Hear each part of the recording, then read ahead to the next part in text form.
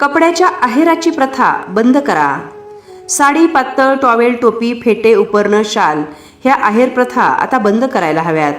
आपला समाज असो किंवा आणखी कुठलाही समाज असो, या प्रत्येक समाजामध्ये ही प्रथा चांगली घर करून बसलेली आहे। लग्नात आहेर द्यावाच लागेल, लोक काय म्हणतील, चांगलं दिसत नाही वगैरे वगैरे असं बोलून आहेर करावाच लागतो। आहेर म्हणजे 200 रुपयांची साडी, रुमाल, टोपी, शाल, उपरणं या वस्तू। आणि मग या वस्तू अगदी वर्षश्राद्ध किंवा कुठला दुःखद प्रसंग असेल त्यावेळीही दिल्या जातात आणि या सगळ्यांचा खर्च प्रत्येकी 300 रुपये तरी येतो। आपल्या समाजात लग्न, वास्तुशांती, सत्यनारायण पूजा किंवा अशाच कोणत्याही प्रसंगात कपडे साडी घेऊन जाण्याची प्रथा सर्वांनी आपल्यापासून बंद करा आणि त्या प्रसंगी आयोजनकर्त्यास पूर्वीप्रमाणे रोख आहेर देण्याची प्रथा पाडावी। त्यामुळे आयोजनकर्त्यास व आपल्या समाजास फायदा होऊ शकेल।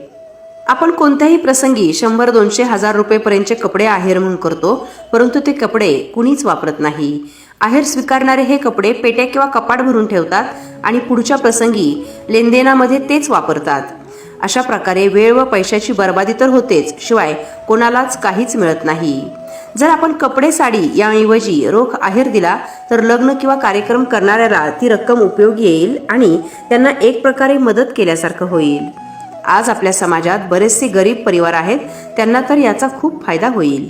आपल्या समाजात लग्नप्रसंगी अंदाजे 1000भर पाहुणे येतात आणि जर सर्वांनी कपडे घेण्याऐवजी 50 ते 200 रुपये आहेर दिला तर लाखभर रुपये सहज जमतील।